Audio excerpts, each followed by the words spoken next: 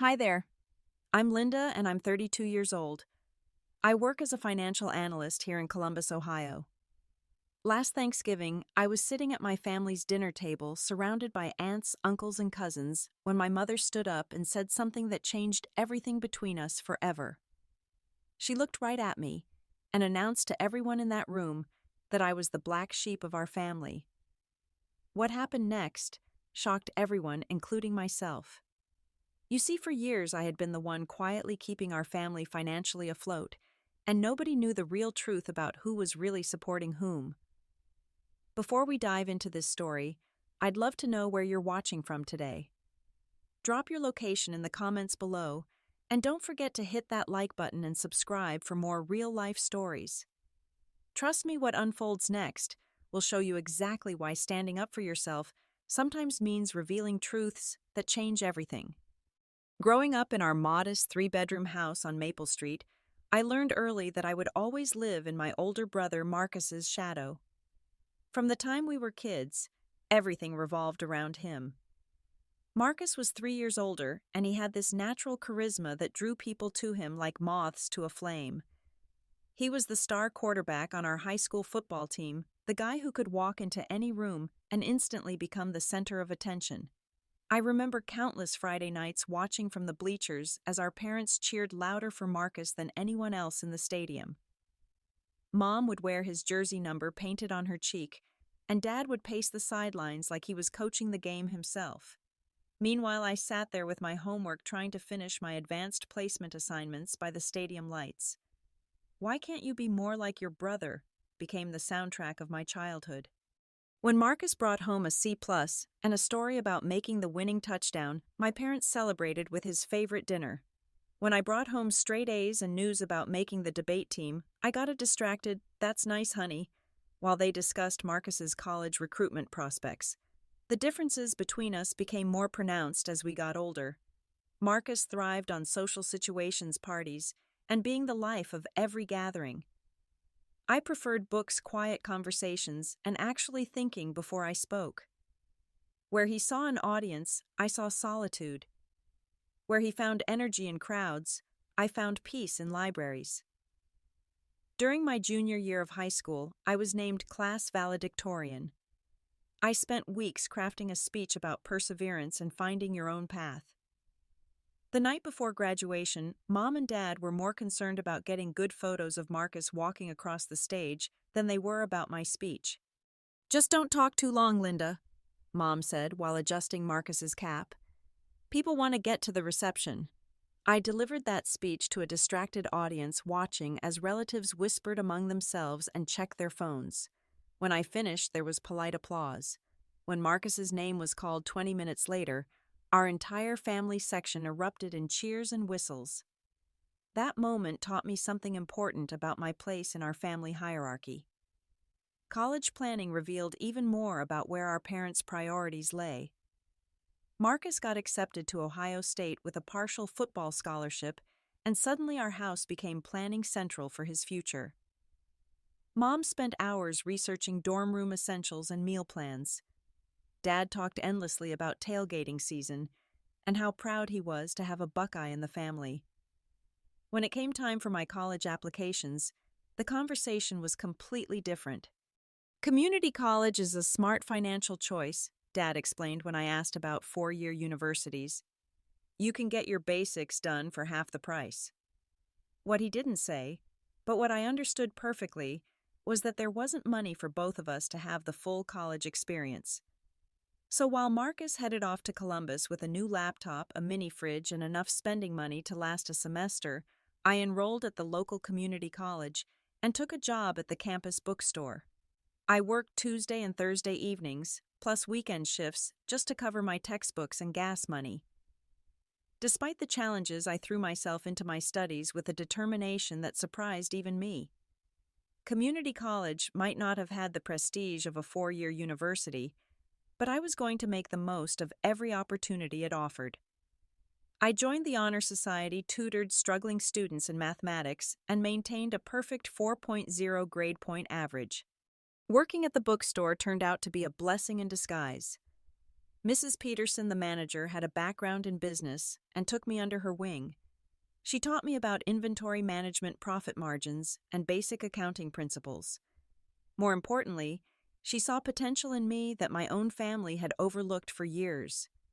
"You have a natural head for numbers, Linda," she told me one afternoon as I balanced the register with perfect accuracy for the 15th day in a row. "Have you considered studying finance or accounting?" Until that moment, I had been planning to transfer into education, thinking teaching was a safe, practical choice. But Mrs. Peterson's suggestion planted a seed that would eventually change my entire life trajectory. Meanwhile, Marcus was living it up at Ohio State. His social media posts showed constant parties, football games, and what looked like an endless stream of fun activities. The few times he called home, it was usually to ask for more money or to share some exciting story about campus life. Our parents hung on every word, living vicariously through his college experience.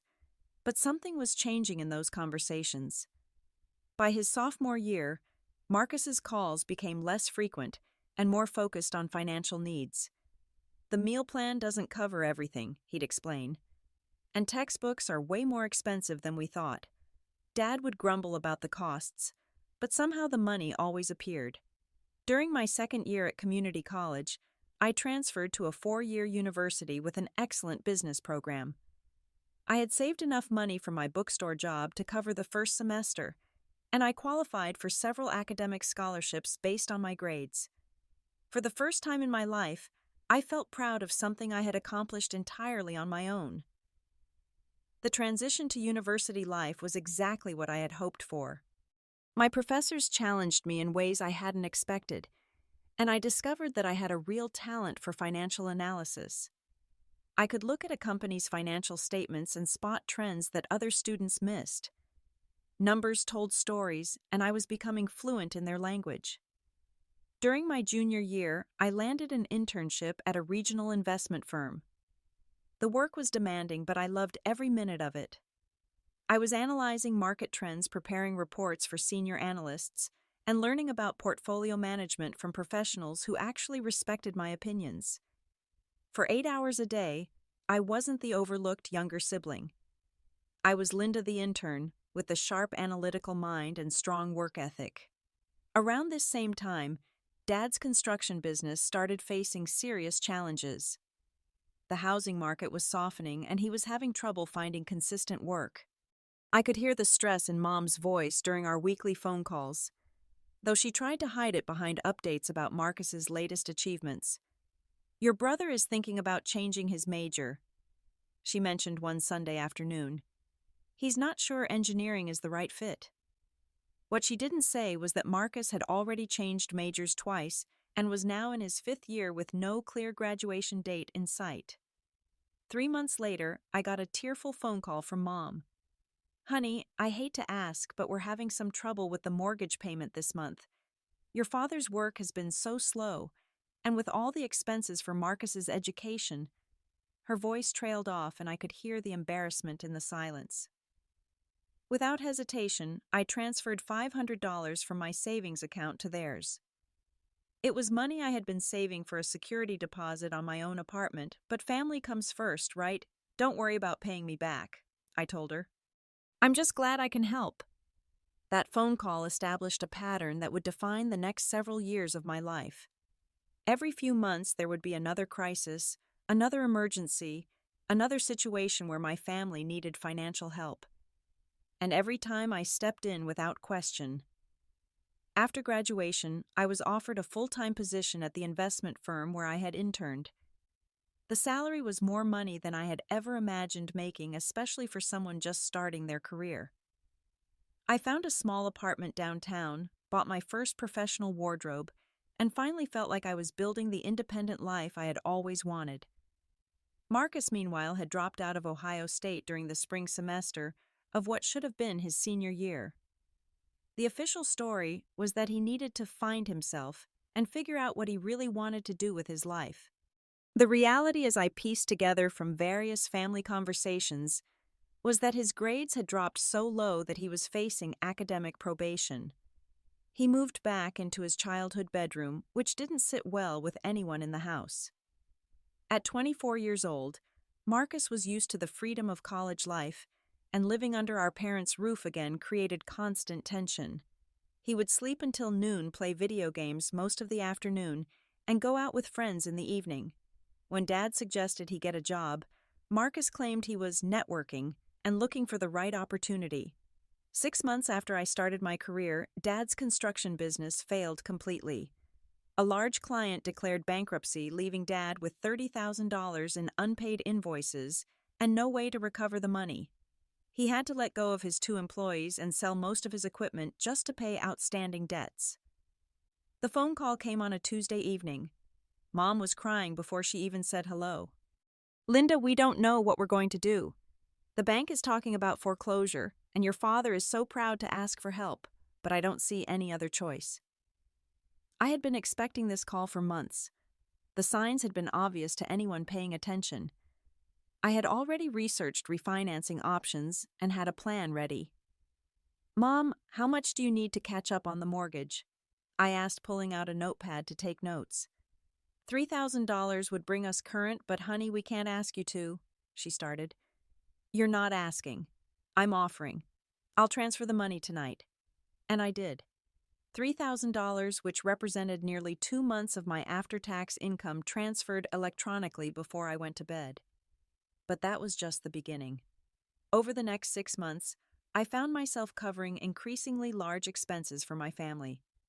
Car repairs for Dad's truck, medical bills when Mom needed minor surgery, utility payments when the electric company threatened disconnection, groceries when money was particularly tight. Each time Mom would call with tears in her voice and profound apologies. Each time I would reassure her that family helps family, and that I was grateful to be in a position to contribute. What I didn't realize at the time was how these contributions were being perceived by the rest of my family. During this period, Marcus met Sarah, a woman he had gone to high school with, who was now working as a dental hygienist. Their relationship moved quickly, and within 8 months they were engaged. The engagement party was held at our parents' house, and I contributed $600 for food and decorations. Planning their wedding became a family obsession. Sarah had always dreamed of a big celebration, and despite their limited resources, Mom was determined to make it happen. "It's important to start a marriage the right way," she explained when I questioned the wisdom of spending so much money they didn't have. The wedding budget grew from $5,000 to $8,000, then to $12,000. Each time it increased, I found myself covering the difference.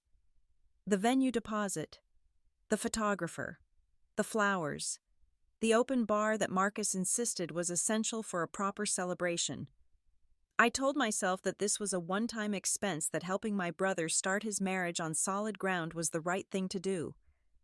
But even as I wrote those checks, I felt a growing resentment that I couldn't quite articulate. 3 months after the wedding, Sarah discovered she was pregnant. The news was met with celebration from our parents, who were thrilled about becoming grandparents.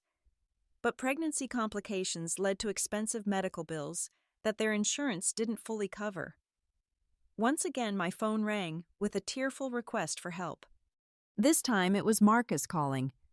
"Linda, I know we've already asked for so much, but Sarah needs this specialized treatment and we're looking at $3,000 out of pocket. I wouldn't ask if it wasn't for the baby." As my financial contributions to my family continued to grow, something else was changing. The dynamics at family gatherings had shifted in a way that left me feeling increasingly isolated and misunderstood. What I thought would earn me appreciation and recognition instead seemed to create a strange kind of distance. Family dinner conversations began to include subtle criticisms about my lifestyle choices. "Linda works so much," Mom would say to visiting relatives, as if my career success was somehow unhealthy. "We worry that she's becoming too focused on money and not enough on relationships." The irony was devastating. Here I was, sacrificing my own financial security to support my family, and somehow I was being characterized as someone who cared too much about money. When I tried to participate in conversations about Marcus and Sarah's future plans, my suggestions were dismissed as being too practical or not understanding what it's like to have a family. During one particularly memorable Sunday dinner, Uncle Bob made a joke about me being the corporate robot of the family. Everyone laughed, including my parents, while I sat there trying to smile and pretend it didn't hurt. "At least someone in this family knows how to make money," Aunt Helen added, which was apparently supposed to be a compliment, but felt like another way of saying I didn't fit in. Marcus, meanwhile, was struggling to find his place in the working world. He would get excited about job opportunities, interview well because of his natural charisma, but then struggle with the day-to-day realities of showing up consistently and meeting deadlines. He went through 3 different jobs in his first year of marriage each time, with a story about unreasonable bosses or workplace politics. After each job loss, there would be a period of financial stress for Marcus and Sarah, which inevitably led to another phone call asking for help with rent or car payments. I found myself providing what amounted to unemployment benefits for my own brother, covering their basic expenses while he looked for the next opportunity. Around this time, I met Tom at a professional networking event. He was a software engineer with a great sense of humor and a refreshing perspective on work-life balance. We started dating, and for the first time in years, I had something in my life that was completely separate from my family's ongoing drama. Tom was puzzled by the amount of financial support I provided to my family. "Don't get me wrong," he said one evening after I had to cancel our dinner plans to deal with another family financial crisis. "It's generous that you help them, but it seems like they've become pretty dependent on your assistance." His observation bothered me because I knew it was accurate. What had started as emergency help had become routine support. My family's budget apparently included my contributions as a regular income source, which meant they never had to make the difficult decisions that might lead to long-term financial stability. But whenever I raised questions about this pattern, I was made to feel selfish and ungrateful. "We're family," Mom would say. "Family takes care of each other. I'm sorry you see it as a burden." The guilt was overwhelming. Here were people I loved struggling with real financial challenges, and I was in a position to help. How could I be anything but grateful for the opportunity to give back to the people who had raised me and supported me through my childhood? What I couldn't see at the time was how this dynamic was affecting the way my family viewed and treated me. Instead of being seen as a generous daughter and sister, I was becoming the family ATM. My opinions mattered less, because my primary value was financial. My own goals and dreams became secondary to everyone else's immediate needs.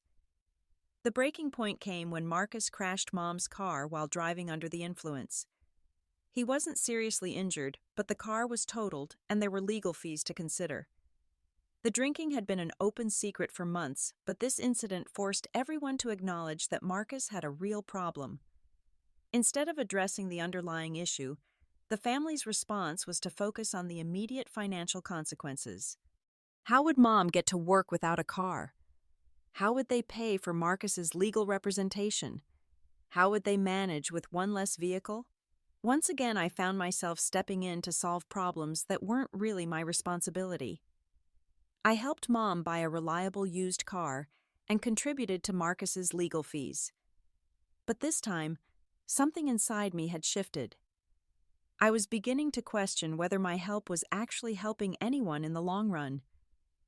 The Thanksgiving that would change everything started like any other family gathering. I arrived at my parents' house with expensive wine, thoughtful gifts for everyone, and my usual willingness to contribute whatever was needed to make the day special. I had learned over the years that bringing nice things helped smooth over any awkwardness about my role as the family's financial contributor. Marcus was already there, looking hungover and disheveled on the living room couch. He had been living back at home for 3 months after his marriage to Sarah fell apart. The official story was that they were taking some time to work things out, but I knew from Mom's worried phone calls that Sarah had finally gotten tired of Marcus's drinking and unreliability. As relatives began arriving, I noticed the familiar pattern of conversations developing. Everyone wanted to hear about Marcus's latest job prospects, and offer encouragement about his future. Several aunts and uncles made a point of telling him how much potential he had and how sure they were that things would work out for him. My own life updates were met with polite interest but little enthusiasm. When I mentioned a promotion at work, Uncle Bob joked about me climbing the corporate ladder. When I talked about a vacation I was planning, Cousin Jennifer asked why I was traveling alone and whether I was ever going to settle down like normal people. The questions about my personal life had become more pointed over the years. At 32, I was apparently reaching an age where my single status was becoming a source of family concern. Never mind that I was financially independent, professionally successful, and generally happy with my life. The fact that I wasn't married with children meant something must be wrong with me. "We just worry that you're missing out on what's really important," Aunt Helen explained during the appetizer course. "Career success is nice, but family is what really matters in the end." I wanted to point out that I had been prioritizing family for years, just in a different way than they recognized. Every month for the past 4 years, I had been sending money home. Every crisis had been solved with my financial assistance. Every family celebration had been enhanced by my contributions. But apparently, none of that counted as putting family first. As we sat down for dinner, the conversation naturally turned to Marcus's situation. Mom gave a detailed update about his job search, emphasizing how hard he was working to get back on his feet. She talked about his interviews and the positive feedback he had been receiving from potential employers. What she didn't mention was that Marcus had been fired from his last job for showing up drunk, or that his job search consisted mainly of scrolling through online listings while lying on the couch. She also didn't mention that I'd been covering his car insurance and cell phone bills for the past 2 months. "We're just asking everyone to keep Marcus in your prayers," Mom said, looking around the table at our extended family. "He's going through such a difficult time and he needs all the support we can give him." The irony was almost too much to bear. Here was my mother asking for prayers and support for Marcus, while I sat there silently funding his basic living expenses. I was providing actual tangible support, but somehow that wasn't worth mentioning or acknowledging. After dinner, as we gathered in the living room for dessert, the conversation took an even more uncomfortable turn. Relatives began sharing memories of our childhood, comparing Marcus and me in ways that consistently painted him as the warm, personable family member and me as the distant, ambitious one. "Linda was always so serious," Aunt Helen remembered. "Even as a little girl, she was more interested in her books than in playing with other children. Marcus, on the other hand, could make friends with anyone," Uncle Bob added. "He's got such a good heart, always thinking about other people." I sat there eating my pie and listening to my family construct a narrative about our personalities that completely ignored reality. Marcus, who had been financially dependent on me for years, was the one who thought about other people. I, who had been quietly supporting everyone, was the selfish one who only cared about books and career advancement. Then came the moment that would change everything between my family and me forever.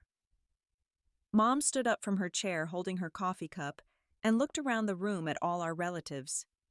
She had that expression on her face that I had learned to recognize over the years, the one that meant she was about to make some kind of important announcement. "You know," she began, her voice carrying easily across the quiet room, "I've been thinking a lot lately about how different my children are from each other." She paused, taking a sip of her coffee, completely unaware that she was about to detonate a bomb in the middle of our family gathering. "Marcus has always been the heart of this family," she continued, gesturing toward my brother who was sitting on the couch, looking uncomfortable with the attention. "He's warm, he's caring, he thinks about other people before himself. He's everything we could have wanted in a son." The relatives nodded in agreement, smiling at Marcus, who managed a weak smile in return.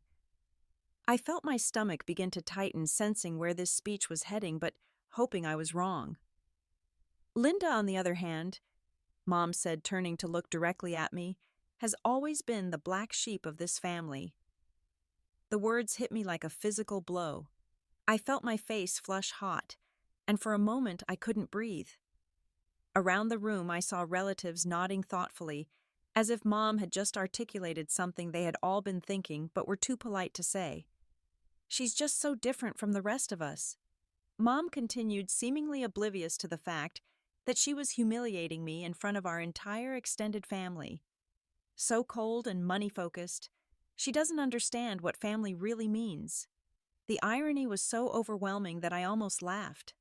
Here I was, the person who had been quietly supporting this family financially for years, being publicly characterized as someone who didn't understand what family means. The woman who had been funding their mortgage payments, covering their emergencies, and bankrolling their celebrations was being called cold and money-focused. But something strange happened in that moment. Instead of the usual shame and hurt I felt when my family criticized me, I felt something entirely different. I felt angry. Not the quiet, suppressed anger I'd been carrying for months, but a clean, clear fury that cut through years of guilt and confusion. I stood up slowly, setting my dessert plate down on the coffee table with deliberate precision. The room had gone completely quiet, with everyone staring at me, probably expecting me to apologize or defend myself or run out of the room in tears. Instead, I looked my mother directly in the eyes and smiled. It wasn't a friendly smile or a nervous smile. It was the smile of someone who had finally reached their breaking point and was about to reveal a truth that would shock everyone in that room. "Perfect," I said, my voice calm and steady, despite the adrenaline coursing through my system. "Then stop using my money to stay afloat." The silence that followed was deafening. I watched as my mother's face went completely blank, her coffee cup suspended halfway between the table and her lips. Around the room, relatives were looking back and forth between Mom and me, trying to process what I had just said. The silence stretched on for what felt like hours, but was probably only seconds. I could see the wheels turning in Mom's head as she tried to figure out how to respond to what I had just said. Her mouth opened and closed a few times, but no words came out. "What are you talking about?" She finally managed, her voice much smaller than it had been moments before. I pulled out my phone and opened my banking app. For years, I had been keeping meticulous records of every transfer, every payment, every contribution I had made to my family's financial stability. What had started as good bookkeeping was about to become the most powerful weapon I had ever wielded. "I'm talking about the $1,500 I transfer to your checking account every month to cover your mortgage payment," I said, scrolling through my transaction history. "I'm talking about the $8,000 I contributed to Marcus's wedding, the $3,000 I gave you when Dad's business failed, the $1,200 for Mom's medical bills." Around the room, I could see relatives' expressions changing from confusion to shock. Uncle Bob was leaning forward in his chair, staring at me with his mouth slightly open. Aunt Helen had set down her coffee cup and was looking back and forth between my parents and me.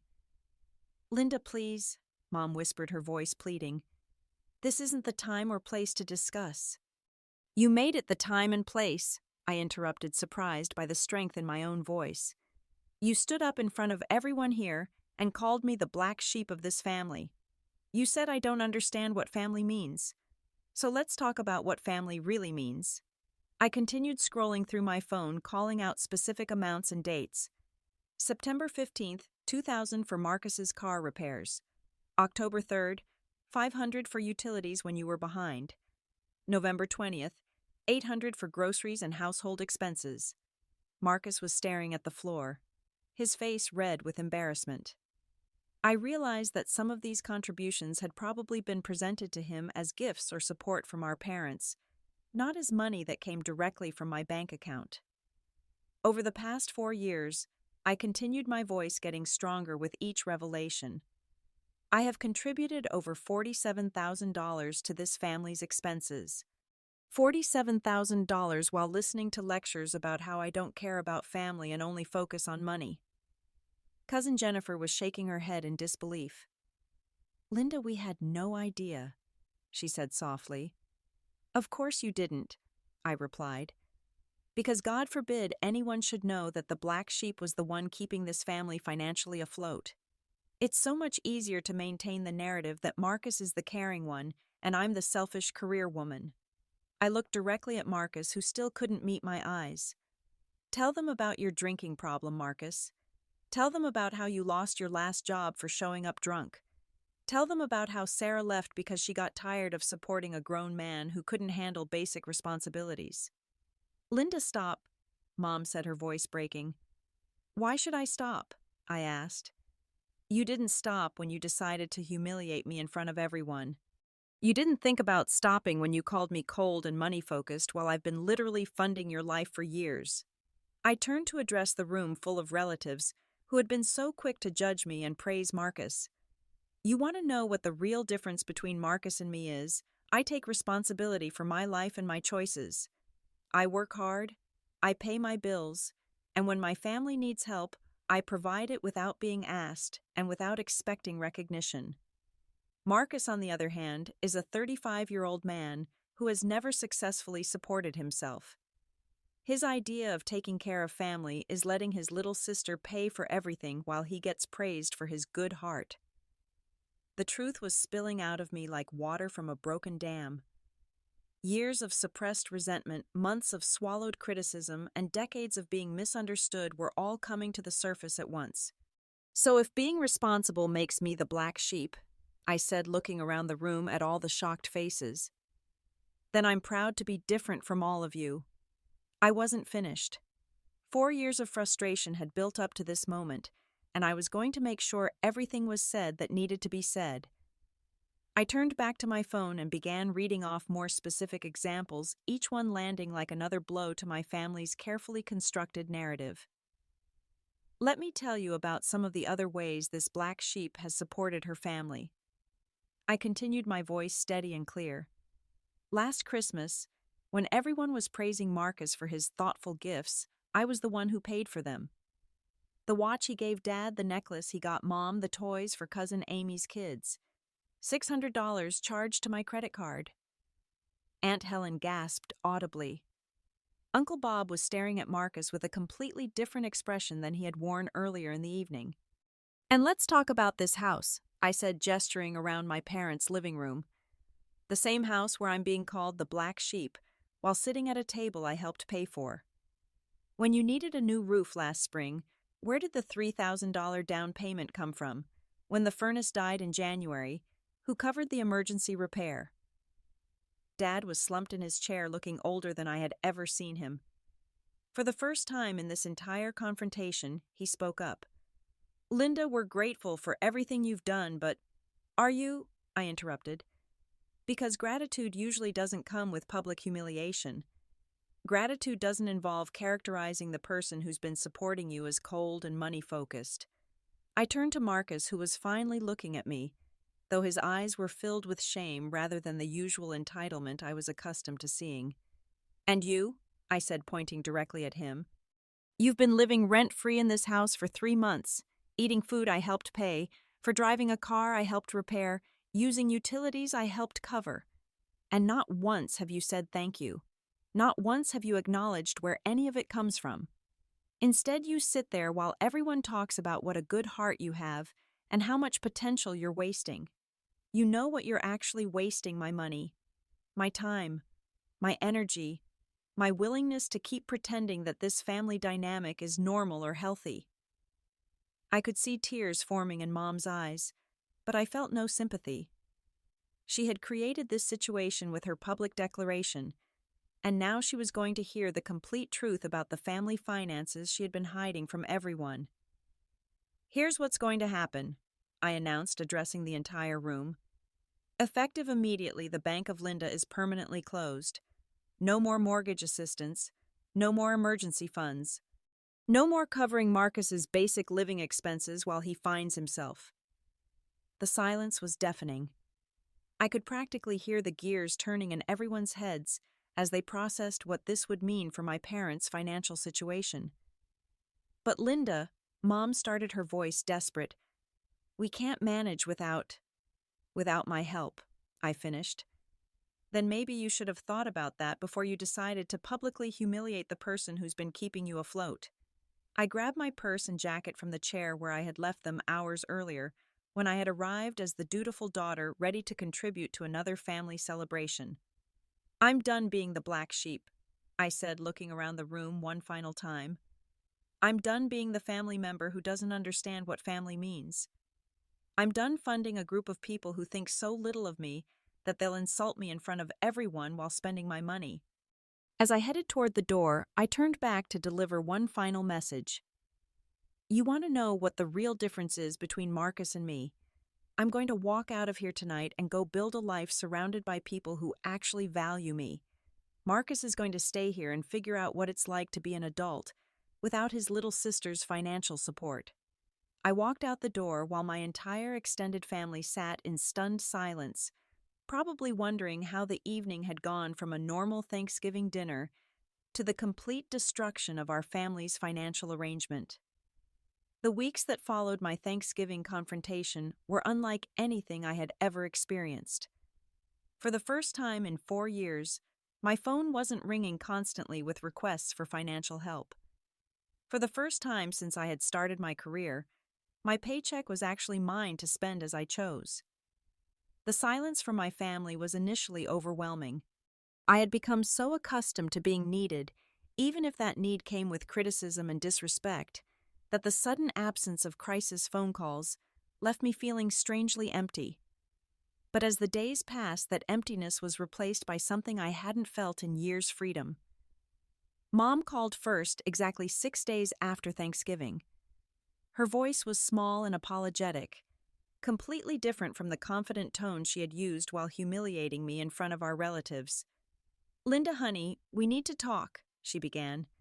"I think there were some misunderstandings at dinner, and we should clear the air." "There weren't any misunderstandings, Mom," I replied calmly. "You called me the black sheep of the family in front of everyone, and I told you exactly how I felt about that. Everything is perfectly clear."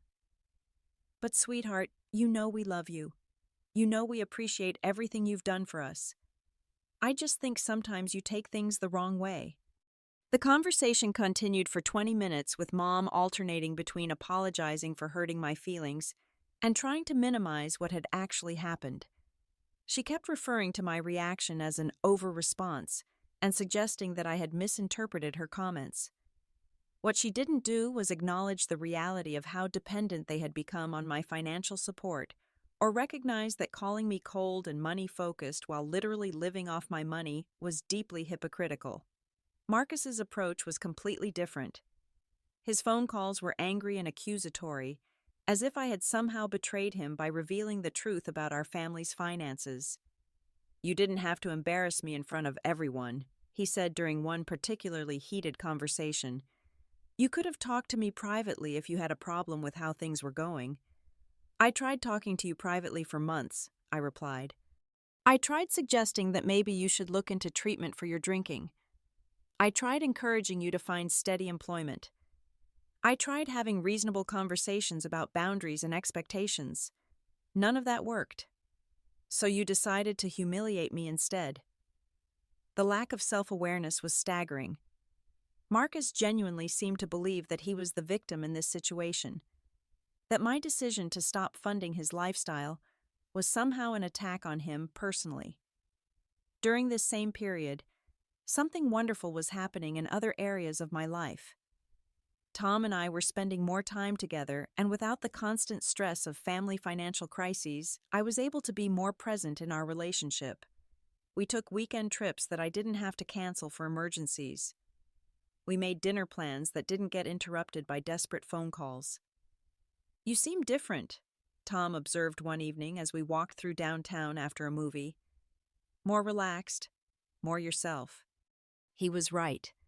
For years, I had been carrying the weight of my family's financial problems on my shoulders, and I hadn't realized how much that burden was affecting every other aspect of my life. Without that constant stress, I felt lighter, more confident, more able to focus on my own goals and dreams. At work, my productivity increased dramatically. Without family crises demanding my attention, I was able to take on new projects and responsibilities. My supervisor noticed the change and began discussing opportunities for advancement that I had never considered possible. But the most significant change was in how I viewed myself. For the first time in my adult life, I wasn't defining my worth by how much I could give to other people. I wasn't measuring my value by my ability to solve everyone else's problems. I was learning to appreciate my own achievements and to prioritize my own happiness. 3 months after Thanksgiving, I received a call that changed everything. Mom was crying, but this time it wasn't the manipulative tears I had grown accustomed to. These were tears of genuine desperation. "Linda, we're going to lose the house," she said. "We can't make the mortgage payments without your help, and the bank has started foreclosure proceedings. Your father is talking about declaring bankruptcy." For a moment, I felt the familiar pull of guilt and responsibility. These were my parents, the people who had raised me, and they were facing a real crisis. Every instinct I had developed over the past 4 years was telling me to step in and fix the problem. But then I remembered the feeling of sitting in that living room being called the black sheep while surrounded by people who had no idea how much I had sacrificed for my family. I remembered the years of criticism disguised as concern, the constant implications that something was wrong with me for being successful and independent. "I'm sorry to hear that," I said, and I meant it. "But this is exactly the kind of situation that adults have to figure out for themselves." "But Linda, we're your family. We need you. You needed me for 4 years, and during that entire time I was made to feel like an outsider in my own family. You can't have it both ways, Mom. You can't call me the black sheep and then expect me to act like a devoted daughter when it's convenient for you." The conversation with Mom that day marked the beginning of the most difficult period of this entire experience, but also the most important. Over the next several months, my family was forced to confront the reality of their financial situation without my safety net, and the results were both painful and ultimately necessary. Dad swallowed his pride and took a job working for another construction company instead of trying to rebuild his own business. The pay was lower than what he had been making before, but it was steady income with benefits. More importantly, it was a job he could actually do, instead of relying on my contributions to make up the difference between his declining business income and their expenses. Mom picked up additional hours at the department store where she had been working part-time. She also started looking seriously at their monthly budget-cutting expenses that had seemed necessary when they had my financial support, but were actually luxuries they couldn't afford. Most significantly, they downsized their living situation. The 4-bedroom house where I had grown up was too expensive for them to maintain on their actual income, and without my help, they couldn't pretend otherwise. They sold it and moved into a smaller apartment that they could afford with their combined salaries. Marcus faced the most dramatic changes. Without free housing and my financial support, he was forced to confront his drinking problem and his pattern of avoiding responsibility. The transition wasn't smooth. He went through several more job losses and had to move in with a friend when our parents downsized. But something interesting happened around month 6 of this new arrangement. Marcus got into a treatment program and started taking his sobriety seriously. He found a job at a warehouse that wasn't glamorous, but provided steady income and health insurance. For the first time in years, he was supporting himself. During this period, I maintained minimal contact with my family. I wasn't angry anymore, but I also wasn't ready to rebuild relationships that had been based on financial dependency and mutual resentment. I needed space to figure out who I was when I wasn't constantly trying to rescue everyone else. Tom and I were growing closer, and he helped me understand something important about healthy relationships. People who really love you don't make you choose between being yourself and being accepted, he said one evening as we discussed my family situation. They love you because of who you are, not despite it. That observation helped me realize something crucial about my family dynamics. For years, I had been trying to earn love and acceptance by being useful, by solving problems, by making myself indispensable. But that kind of love comes with conditions, and those conditions can change whenever it's convenient for the other person. Real love, the kind Tom was showing me, and the kind I was learning to show myself, doesn't require you to sacrifice your own well-being to prove your worth.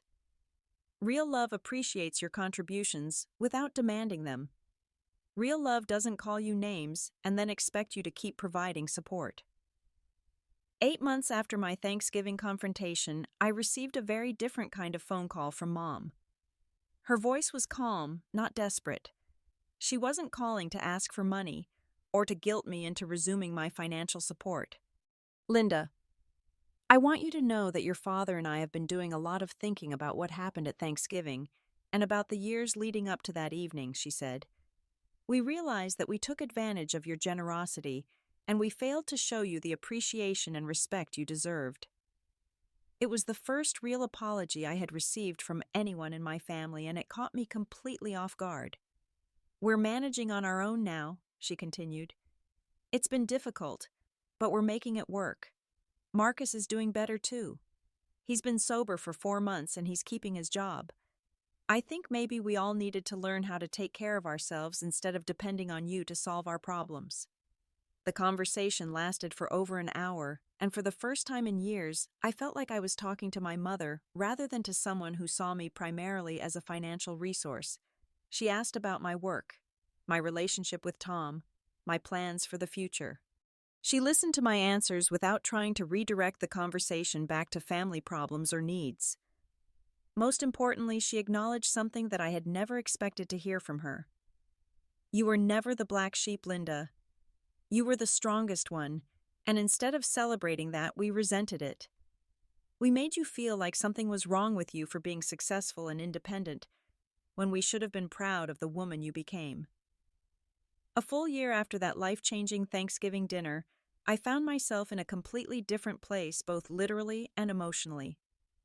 Tom and I had moved in together, and I was learning what it felt like to be in a relationship built on mutual respect and genuine affection rather than obligation and guilt. My career had flourished without the constant distraction of family financial crises. I had been promoted to senior analyst and was working on some of the most challenging and interesting projects of my career. More importantly, I was able to enjoy my success without feeling guilty about it or defensive about my choices. The relationship with my family had slowly begun to rebuild, but on completely different terms. We talked regularly now, but the conversations were about genuine interest in each other's lives, rather than requests for help or criticism disguised as concern. When we got together for holidays or special occasions, I was included as a valued family member, rather than treated as an outsider who happened to be useful. Marcus and I had the most difficult relationship to repair, but even that had improved significantly. His sobriety had given him a clarity about our family dynamics that he had never had before, and he eventually called to apologize for the years of taking my support for granted. I never said thank you, he admitted during one particularly honest conversation. Not once in 4 years did I acknowledge what you were doing for me. I was so caught up in feeling sorry for myself that I couldn't see how much you were sacrificing to help me. The apology meant a lot, but what meant even more was seeing him actually take responsibility for his own life. He was still working at the warehouse, but he had been promoted to a supervisory position. He was dating someone new, a woman who appreciated his efforts to stay sober and build a stable life. For the first time since high school, Marcus was someone I could actually respect. Dad had perhaps changed the most of anyone. Working for someone else instead of trying to run his own business had been humbling, but it had also relieved him of enormous stress. He seemed healthier and happier than he had in years, and he had developed a new appreciation for the security that comes with steady employment and living within your means. I used to think that asking for help meant I was failing, he told me during one of our monthly dinner visits. But I realize now that the real failure was letting my pride put so much pressure on you. You shouldn't have had to carry the burden of keeping this family afloat.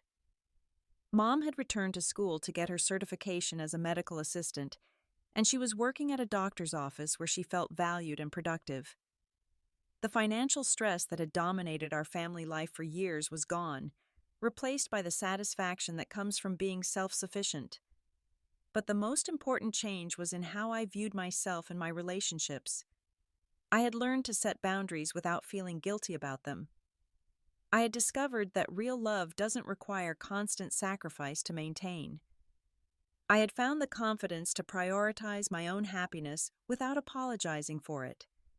Tom proposed on a Saturday morning in our kitchen while we were making breakfast and planning our weekend. It wasn't a grand gesture or a public display, just a quiet moment between two people who had found something genuine together. "I love that you know who you are," he said as he slipped the ring onto my finger. "I love that you stand up for yourself. I love that you're strong enough to walk away from people who don't treat you well, even when those people are family." Looking back on that Thanksgiving confrontation, I realized that it had been the most important moment of my adult life, even though it had felt like everything was falling apart at the time. Sometimes you have to be willing to lose everything you think you want in order to find what you actually need. I had spent years trying to earn my family's love and acceptance by being useful, by solving their problems, by making myself indispensable. But that kind of relationship isn't sustainable, and it isn't healthy for anyone involved. The real lesson wasn't about money or family dynamics or setting boundaries, although all of those things were important. The real lesson was about self-respect and the courage to demand that the people in your life treat you with the same consideration you show them. Being called the black sheep had hurt because it confirmed my deepest fear that I didn't really belong in my own family. But what I learned was that belonging isn't something you earn by changing yourself to fit other people's expectations. Belonging is something you create by finding people who appreciate you for who you actually are. Today, I have relationships built on mutual respect, rather than financial dependency. I have a career that challenges and fulfills me. I have a partner who loves me for my strength, rather than resenting me for it. And I have a family that finally understands the difference between taking care of each other and taking advantage of each other. The black sheep label that once hurt so much has become a source of pride. If being different from people who expect others to fund their irresponsibility makes me the black sheep, then I'm exactly where I belong. Have you ever been in a situation where you had to choose between keeping the peace and standing up for yourself? How did you handle family members who took your generosity for granted? I'd love to hear your stories in the comments below. If this story resonated with you, please give it a like and subscribe for more real-life experiences about setting boundaries and finding your worth. Share this with someone who might need to hear that it's okay to put yourself first sometimes. Thank you for listening to my story. And remember that your value isn't determined by how much you're willing to sacrifice for people who don't appreciate you. Until next time, keep standing up for yourself and building relationships that celebrate who you are.